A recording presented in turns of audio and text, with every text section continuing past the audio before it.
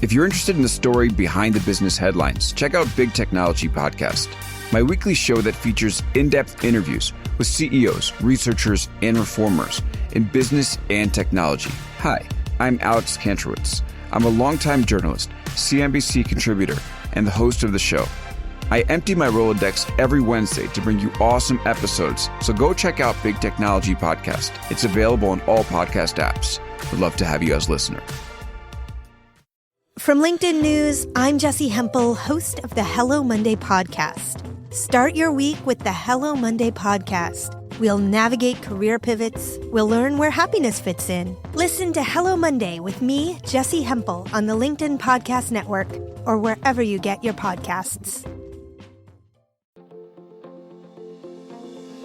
Hello, my friend, and welcome to another episode of Negotiate Anything. Thanks for spending time with us today. It's listeners like you in 181 different countries that have made Negotiate Anything the most popular negotiation and conflict resolution podcast in the world. I'm your host, Kwame Christian. I'm a business lawyer, mediator, professor, and the director of the American Negotiation Institute. Before we get started, I have two quick questions for you. Is negotiation a critical part of what you do? Do you need to resolve conflict and persuade at work? If you answered yes to both of those questions, visit our website to learn more about our negotiation workshops. We've traveled the country working with professionals just like you, and we'd love to have the opportunity to work with you too. Check out the link in the description to learn more. Naveed, thanks for joining us today. Thank you so much for inviting me. I'm so happy to be here. Yeah, it's my pleasure. So how about you get us started by telling us a little bit about yourself and what you do? Sure. So I'm a student of mathematics. I'm an applied mathematician who is now working as a co-founder and CEO at Dollar, where we're helping people get to zero student debt. And I must say that I am a student of your podcast. I'm such a huge fan. I've listened to probably every episode. So to anybody who's listening to this for the first time, please just take the time. It's worth it. Thank you. That means a lot to me. I appreciate it. And I admire the work that you do too. As a lawyer who's married to a doctor, our student loan debt is laughable at this point. So I admire your mission. Today we're going to talk about managing conflict within the startup world, specifically within our own businesses if we're starting our own companies. And so before we get into the three things that we're going to talk about, can you tell us why it's so important for people to understand this critical aspect of the business world? So I'm going to probably end up parroting something that that you say a lot of times, that the best things in life are on the other side of difficult conversations. And I think that itself is reason enough, because what we do as a startup, and especially at the beginning, what we're doing is trying to learn about who our customers are, if there's really a pain, we have to have conversations with them. You have to convince somebody to take the time to speak to some random dude who's like, hey, please help me out. So there's a lot of everything is about a conversation. Absolutely. No, this is great, man. This is going to be fantastic. And listeners, the three things we're going to talk about today are first, navigating those difficult conversations with your co-founder. And then we're going to talk about navigating difficult conversations and negotiations with vendors, and then the partners that we have within the business. So even if you're not in the startup world, there are going to be gems in this episode that you can use and apply to whatever it is that you're working on. And Naveed, let's go ahead and get started with the first one. What are the things that we need to pay attention to with co-founders? So it's really interesting that when you start off, you have to decide who owns what and who has which authority, or the ability to make decisions. And there is a difference between owning a part of the business and being able to decide how the business goes. And so that's a really interesting.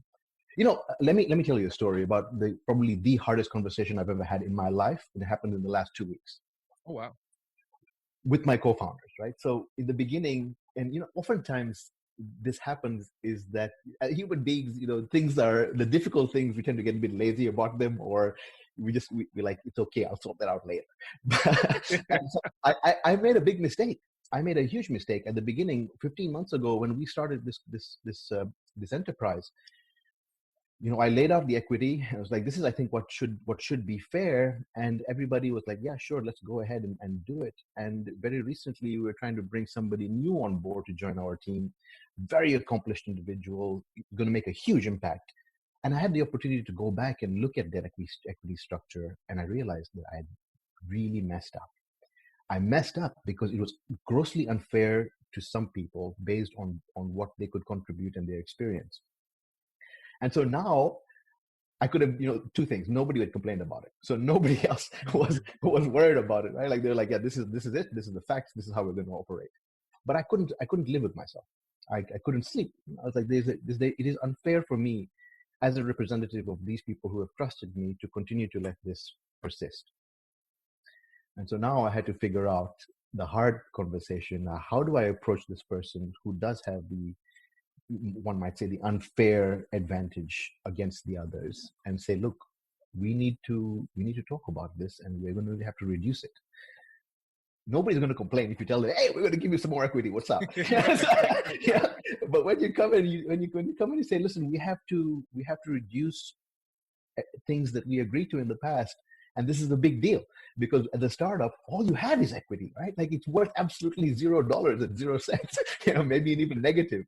So it was extremely difficult. I had to really think about it. And, listening to your podcast, listening to Negotiating podcast, I realized it's very important to do a couple of things. One is to form a framework.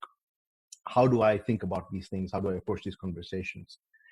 And the second is to realize that not just because you can have a conversation doesn't mean that you need to have a conversation. Mm-hmm. So it's I try to use that framework. It's okay. How do I approach this? The first is I need to have a conviction in that what I'm seeking out to have a conversation about, the outcome that I'm pursuing, that I believe it is the right thing to do and it is fair, not only for myself but also for that other person. Now, in fairness does not necessarily translate to winning, but that it is fair, and I have a strong belief in that. So I need to have a conviction, fairness, and then I find that it works best for me when I'm completely transparent. That is how my personality is, and so if I don't take advantage of that transparency, things don't tend to work out for me. Some people are better at, holding some cards back or not. And for me, it's just much simpler if I just say, look, here's where I'm approaching this from. These are the reasons why we're having this conversation. Now you should tell me what you think. What do you think is the expected outcome from this? And so that's how we approach this. It's easy to say in retrospect, but it was so difficult for both of us, right? So from his perspective, imagine how you would feel if somebody came in, somebody you trust, one of your best friends came in and said, listen, you're going to have less of this company when you wake up tomorrow. It's awful. It's an awful feeling. And so I had to think about it. Like, how am I going to go and tell my best friend this thing?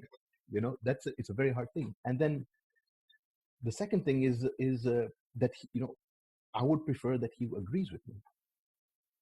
He could say no. And then what happens? And so I have to prepare for that as well. What if, oh man, this is an opportunity for me to try to be a good student, say, back down. So I had the best alternative to a negotiated agreement. Nice. So I'm so proud of myself for saying that.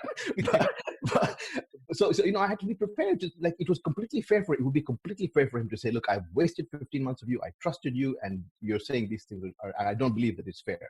He's right to say that. So I had to be prepared for that as well. And so we had this conversation over several days, and fortunately we were able to come to an agreeable outcome. But it was so hard, especially because it was only the two of us, right? And especially because I didn't have a personal stake in it. Right? I had to. Leadership is so hard in many ways that people, maybe until you experience it in this way, that you really appreciate how difficult it is. Because there are some people who just, their personalities or their experiences, they're not prepared to negotiate, or they don't think about negotiating, right? They say, that sounds fair. Yeah, I'm okay with it. And so when I come across the situation and I say, okay, these people should have negotiated and maybe asked for more, because it'd be completely fair to do that, I can't just ignore it. At least that's not who I am. I wouldn't be able to look at them in the face and say, we're building this together, believe in what my mission, my vision, our vision, let's do it. I can't do that if I believe I'm being unfair to somebody. So I had to negotiate on their behalf, and it was extremely difficult. I had no personal interest. I had no personal gain or loss, potentially a loss actually, by losing a co-founder, right? So that was it. It was really, really interesting. And those conversations happen at the micro level all the time. But doing, co-founders disagree. I'm sure you probably disagree with your co-founders all the time. It's a natural thing. It's a good thing. There's constructive disagreement. But in this particular context, it was probably one of the hardest things I ever had to do in my life. Wow, that is an incredible story. And first, I appreciate you taking the time to share that with us, because I know that it was a tough conversation. There's so many good things in here that we can highlight, Naveed. Let's pull out a couple. So the first one is this. The conversation did well, right? It ended up going well. Now, here's the thing. It went well even though you felt a lot of angst about the conversation, a lot of tension, a lot of fear. And a lot of times people see that fear and then they use it as a signal to avoid the conversation. This means I shouldn't do it, right?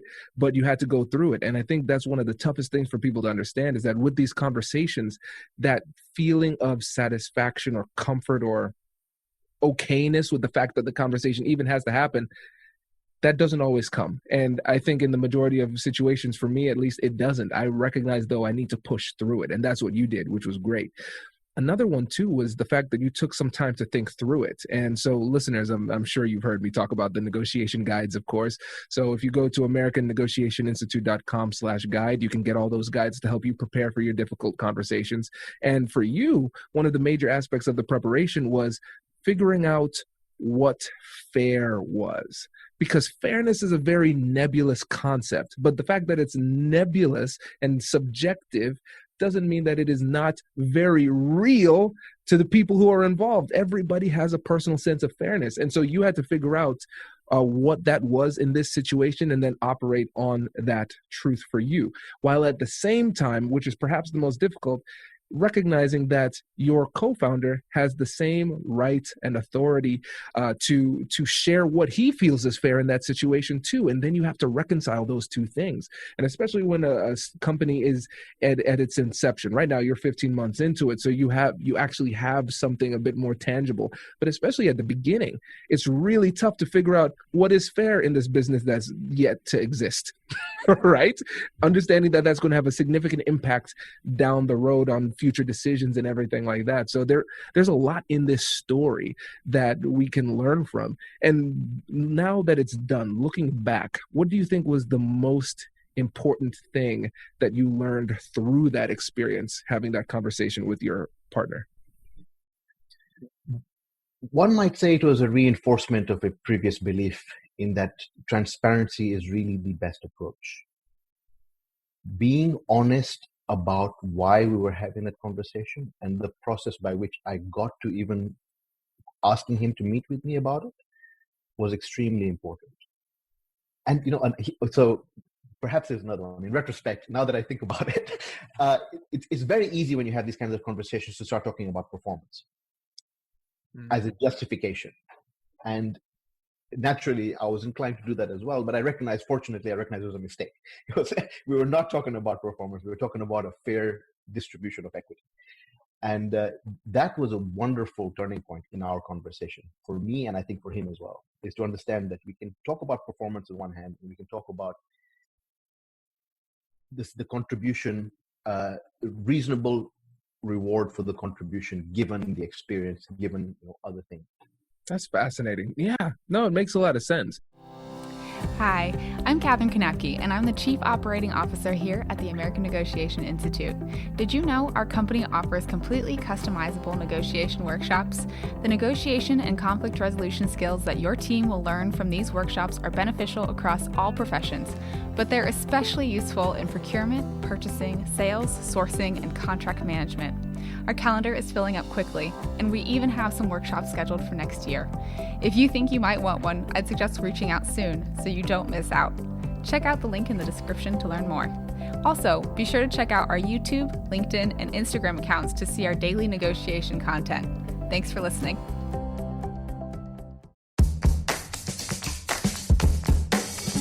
Hey you, I'm Andrew Seaman. Do you want a new job? Or do you want to move forward in your career? Well, you should listen to my weekly show called Get Hired with Andrew Seaman.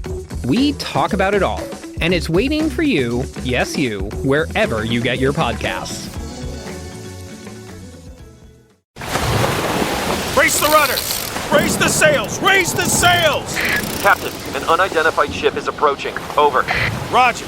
Wait, is that an enterprise sales solution? Reach sales professionals, not professional sailors. With LinkedIn ads, you can target the right people by industry, job title, and more. We'll even give you a $100 credit on your next campaign. Get started today at linkedin.com/marketer. Terms and conditions apply. And when you look at your experience as a co-founder, and then you look at other people in the startup space who have co-founders, what are some of the biggest mistakes you feel as though they make early on in those early conversations with their co-founder? This is a personal belief of mine. I don't think people spend enough time speaking about how to speak with each other. And the reason that I think we were able to have this conversation, and the hardest thing I've done in my life, probably, like the reason we were able to have this conversation and I felt comfortable speaking with this person about it was, we take culture very seriously, but when we say culture, what we mean is our language. Like, how do we speak with each other? Starting with how I express myself, how do you express yourself? How do we express ourselves together? What does it mean to measure performance? When we're a startup, we're going to miss goals. We're going to miss deadlines. It's going to happen. How do we deal with that in retrospect? Developing that language, my parents always said that language embodies culture. And so that's why we spend so much time. We don't talk about we're going to go on an outing, we're going to go do this thing, or we're going to have a group meeting. We talk about how to speak. And so that was really, really, really helpful, I think. And I think the mistake that people make is they don't spend enough time on that. Oh, that's great. I think about it. It's a relationship. I remember with, of course, I'm a lawyer. I still practice too at a law firm in Columbus called Carlisle, Patchett and Murphy. So I really love the fact that you're talking about these conversations about business partnerships, because this is something that I have to deal with my clients all the time. It's two friends coming together and they say, oh, we'll just do it 50-50. I'm like, please do not. Can we please stop and think about this for a second here? Because if you just do it 50-50, then it really leads to a deadlock very quickly. And then decision making isn't really properly attributed to the right person. And that's another thing. And it's very rare that it's truly 50-50, right? It's very rare, because down the road, then it becomes very clear what it really is. And then there's a lot of resentment. So I always have to work through with my clients, hey, let's think through this on a deeper level. But I remember one of my mentors, he said, Kwame, a business partnership is a relationship that is second only to marriage. And I didn't think about it from that level of gravity, but it makes sense. And I try to impress that upon my clients all the time, even though the majority of what I do now is with negotiation trainings with ANI, but still I practice in that regard. And it's still a tough conversation, even for me to have between the partners. And the thing is, it's kind of like those love languages between relationships. How do you speak? Is it gifts? Is it acts of love, right? Is it quality time? Those type of things. Similar thing in the business world. Is it quality time spent in the business? Is it the fact that you are caring about me in a certain way? My chief operating officer here, Catherine, she's more introverted. And so that's one thing. So I have to recognize, I have to slow down in these conversations and give her time to process. And then I describe myself as the gas pedal and she's the brakes. I'm always ideating, this will be good, this will be good, this will be good. And her role is to slow me down. And at the beginning, I thought it was a real drag. But then once we started to communicate about how to communicate, I recognized that it played an essential role in the business. And so you're absolutely right. Taking time to essentially negotiate the rules of engagement before we actually commit to each other is a critical part of the process. I love that so much. And, honestly, I would be remiss if I didn't say that I learned a lot about that from this podcast. Oh, thank you. So, yes, I 100% agree. It's so important.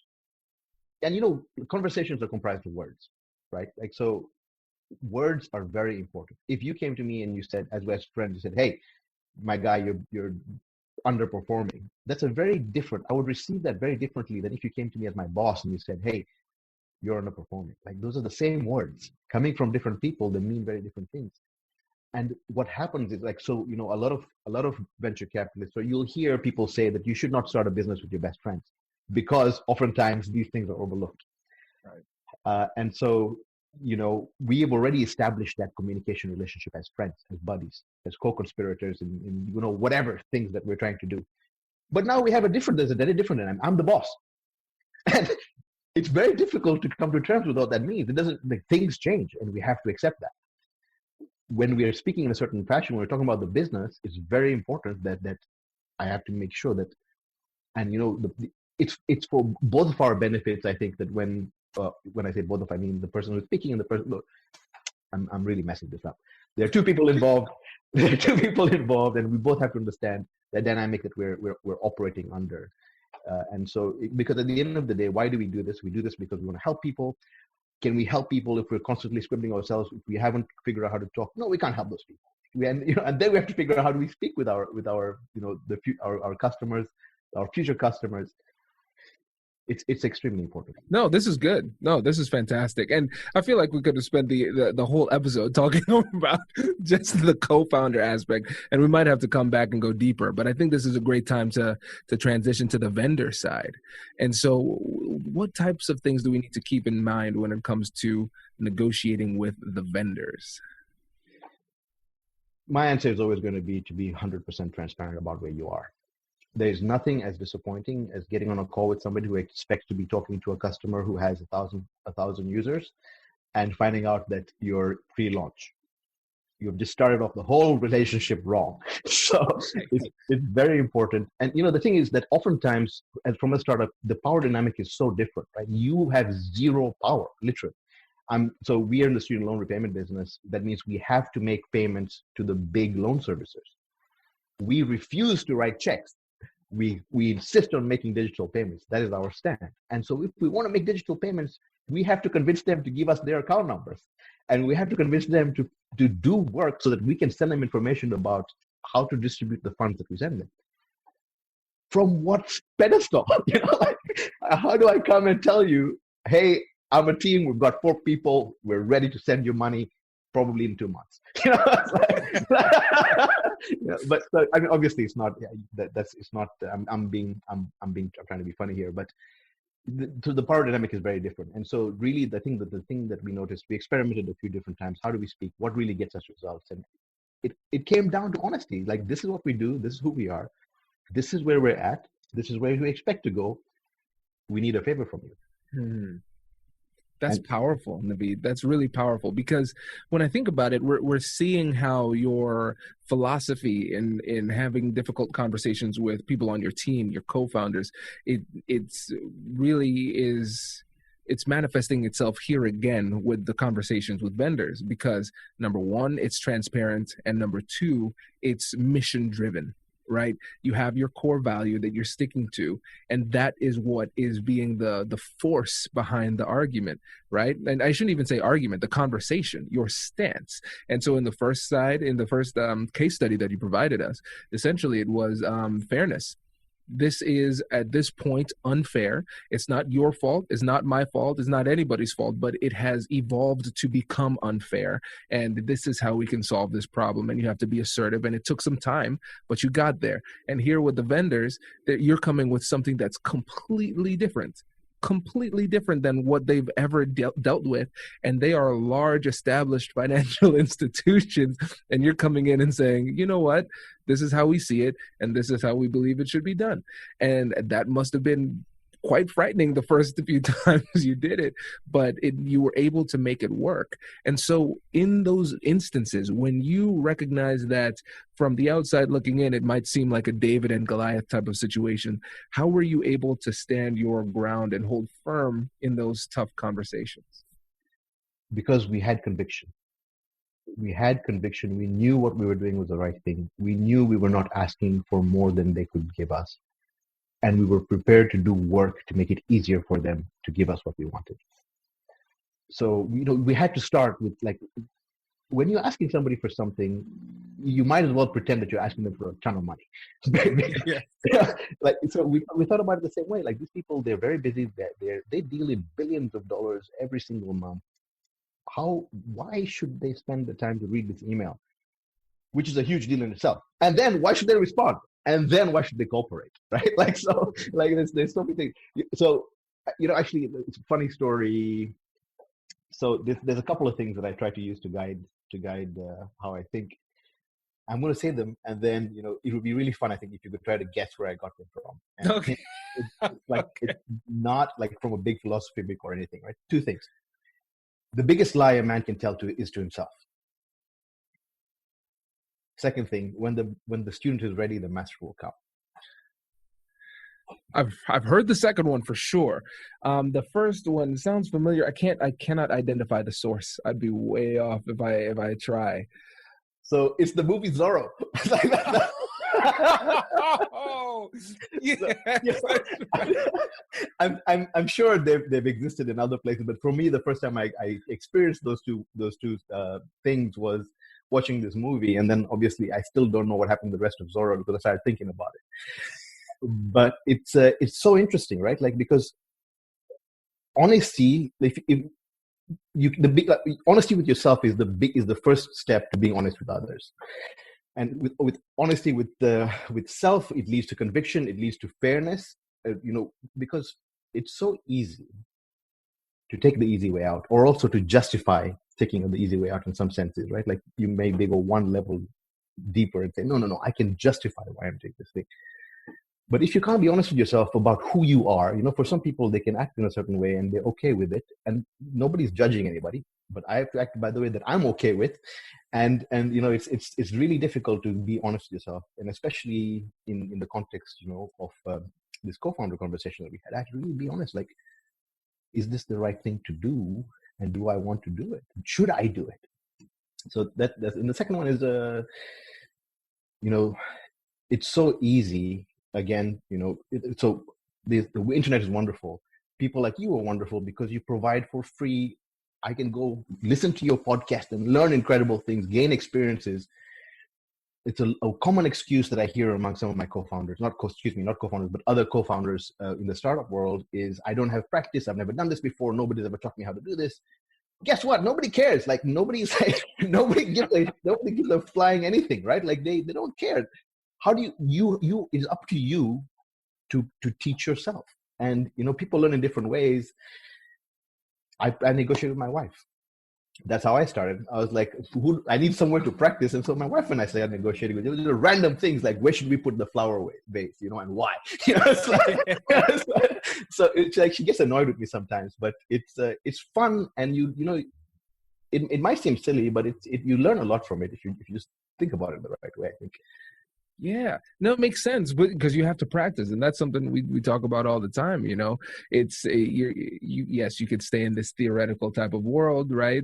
Talk about the theories and strategies and tactics and everything, but until you actually start to practice it, it won't really feel great, right? And something that I think is a bit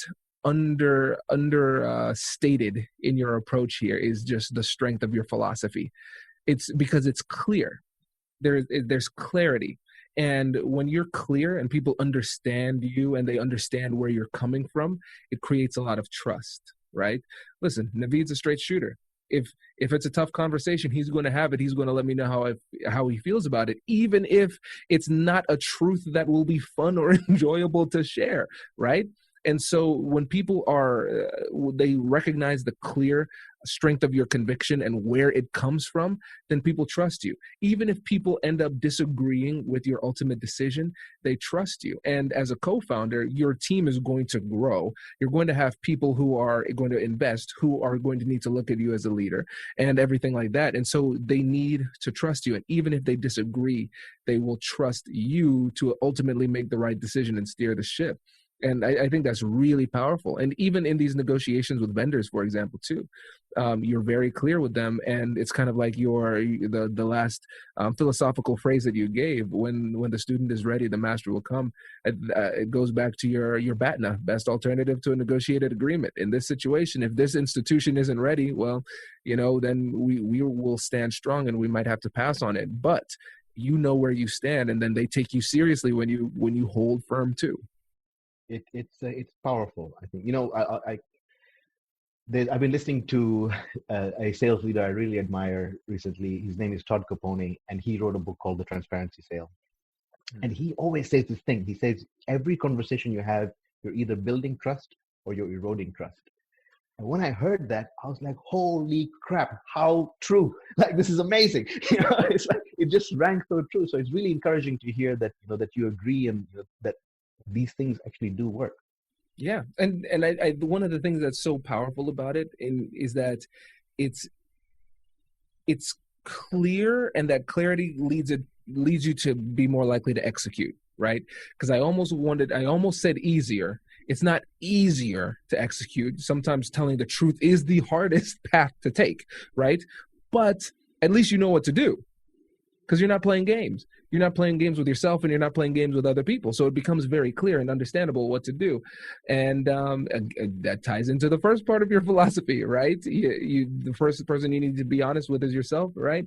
And I really think it's brilliant because of the simplicity of application, right? Because we can give people all these really cool, complicated approaches, but if they don't understand it, then nobody's going to do anything about it. And you say, be honest, be clear, understand what your conviction is and why you believe this thing, and then articulate it to the other side. I have to give a lot of credit to my parents for raising us in a certain way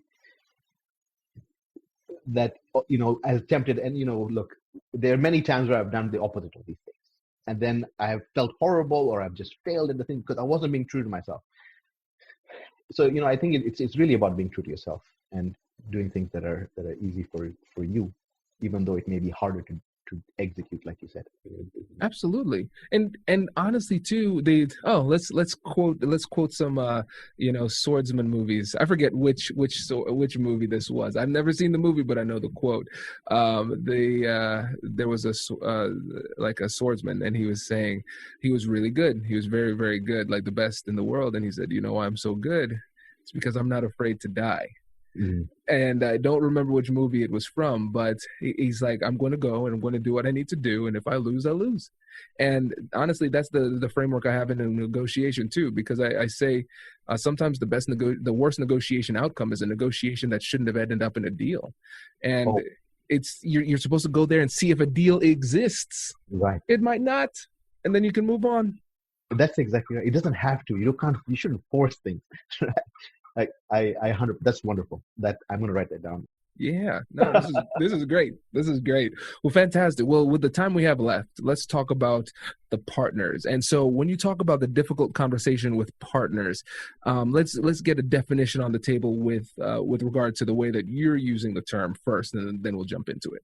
So, I was thinking about it in terms of my wife. She's a major stakeholder in my life. We've agreed to spend our lives together. She has made an investment, just as we have invested in each other, right? But so if I choose to do something like quit my job, and start this thing with very little resources, I need to convince my wife that it's okay for me to do. I need to get her permission. Less convincing, but more, I need to get her permission because we are in this together. And she is my number one supporter. She's the person, my mom taught me, said, listen to what everybody else says, but guess what? At the end of the day, the person you spend the most time in your life with, more than your children, more than your parents, more than your co-founder, anybody, is your partner, right? So for me, it's my wife. And that's the person whose opinion and feelings that I value the most. So it's very important for me to make sure that I can get her permission, get her buy-in, because when I get her buy-in, then I can work without having to worry about somebody nagging me, or if we can set the terms like, okay, if I don't hit this milestone, then you can come and say, listen, we need you to think about something else right now. So we have those conversations often, and yes, we have missed a couple of milestones, but we've had conversations about how she's the board member, man. Like, that's how I think about her. It's like, okay, this is our plan for the next 3 months. This is what we're going to do. This is how it translates to our personal lives, right? So it's not about necessarily business. It's about, this is how it's going to affect us. These are the potential outcomes, and these are the contingencies, that if everything goes south, then this is what I will do, and this is the order I will do it in.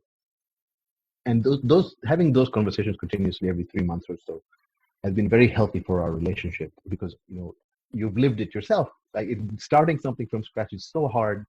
It takes longer than you think, and a lot of people have to help you get there. Success doesn't come by itself. You don't do it by yourself. So she's my number one supporter. This is great. Yep. Yeah, man. We're very similar in that regard. Because it's tough, especially when there's a bit of a violation of expectations too. I mean, for my wife's a doctor and she married a lawyer. There's an anticipated trajectory for that. And I was like, hey, you know what? I have something different in mind. Yeah. I know we just had a baby and everything, but let's try this thing out. It's tough to do. But I think if you fail in those negotiations, it is the thing that will have the most negative impact on your life going forward. And people often overlook it. They often overlook it, and it's really problematic. And it's not just problematic in terms of the context of the relationship, but I think a lot of these hard charging business people often overlook the fact that it has a negative impact on the business. It has a negative impact on the business. I remember one time I was doing a negotiation coaching session with somebody. And so we started the coaching session. He was talking about investors, how he wanted to get the investors on board, get a lot of startup funding and all that type of stuff. And I said, okay, so how does your fiance feel about all of this? He wasn't, she was not completely on board with the way that things were going to move forward and everything like that. And he hadn't cleared some stuff with him. I said, hey, you know what? We're scrapping everything we were about to we're going to talk about, because that negotiation is the most important one. And I said, I look at you and I know you are like me. You are the kind of person who will charge forward and do what it takes to make this work. You're very competitive. And I said, listen, dude, the thing that is going to sink you the fastest is girl problems. We need to fix that now. And so we spent like 2 or 3 sessions working on that particular negotiation before moving on to what from the outside looking in would have seemed like the big, obvious negotiation, multi-million-dollar startup funding deal. But we had to stop and focus at home to make sure that the foundation was secure. It's so important. It's so important because this is the person who you spend most of your time. They're your big, unless you end up not doing that. Which is another problem. That's a huge problem. And I think one thing that's important to recognize is that oftentimes there are many, many factors at stake, right? It's not only I'm going to quit my job. It's like, okay, what are we going to do about health insurance? What are our contingencies? We still have to figure out how to pay rent. Like all of those things are important. Right? And so there's many, many things that you can talk about. It's important to separate the concerns though between we're going to, in 3 months, we're going to have several $1 million. Everything's going to be great. Don't worry about it. Like that's obviously every startup founder, wishes that was the case. But the unfortunate truth is most of us don't ever get there. So it's important to really, I found, to separate the concerns about, okay, how is this going to affect home life? How are things going to be different? How is it going to affect business life? How are we both going to grow? Because you still need to grow together with your partner. So how are we going to grow together? Yeah. And so from your perspective, what is something that is often overlooked with this particular conversation? It again comes down to honesty, right? Because a lot of so what does my partner, she doesn't really care about the details, right? She knows that I'm doing something I love doing and that I am committed to helping people. That's what's important to her. She doesn't care about the details. But it is important for me to make sure that she understands the right details. What is going to increase our likelihood of failure? What is going to increase our likelihood of success? And that she can appreciate that if I give her some information on that, she knows how to process it and then form her own opinions on what she thinks we should do next from our personal lives. And, a lot of the times people gloss over that. It's like, what do you know about finance? Oh, you don't care about finance. It's like, it doesn't come from a bad place, right? It just comes like, oh, they don't care enough to really do this. And then next thing you know, it's a big surprise. It's like, what? I thought things were going well. But like, no, I told you last month that our blah, blah, blah. It's like, no, it doesn't mean anything. Yeah, no. And, it's funny because I think we're coming full circle here, because when we're talking about the founders, the co-founders, one of the things that you mentioned, which I thought was brilliant, was understanding how to communicate with your co-founder. Essentially, what is their love language? Same thing here. We have to understand what matters to them, because for Whitney, Whitney came from a background where money didn't come easily. And so she was very concerned about making sure that everything was secure. Security was her main thing. Me, on the other hand, I that wasn't an issue. My dad's a surgeon. My mom has a PhD in nutrition. She's a professor. So that was never a concern for me. It was just about pushing forward and getting degrees and seeing what we could do.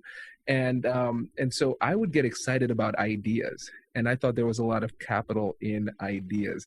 It's like Kanye West. I want Zuckerberg to pay me $1 billion for my ideas. Your ideas, though? That's not anything tangible. But I would come with ideas, and Whitney's like, I need things that are more tangible. So I stopped telling Whitney about ideas and started telling Whitney about clients acquired. And so even if there was a longer runtime for the acquisition of the money from performing on those clients, she appreciated knowing that more. And so that made her feel more secure and lowered a lot of tension that we were having in the relationship. I was still having ideas. I just wasn't talking about them as much. I was giving her what she needed to know and what she really cared about. I think we have such similar experiences, honestly. My wife is from the same sort of background. I came from a similar background to you. And it's tangible is extremely important. So that's wonderful to hear.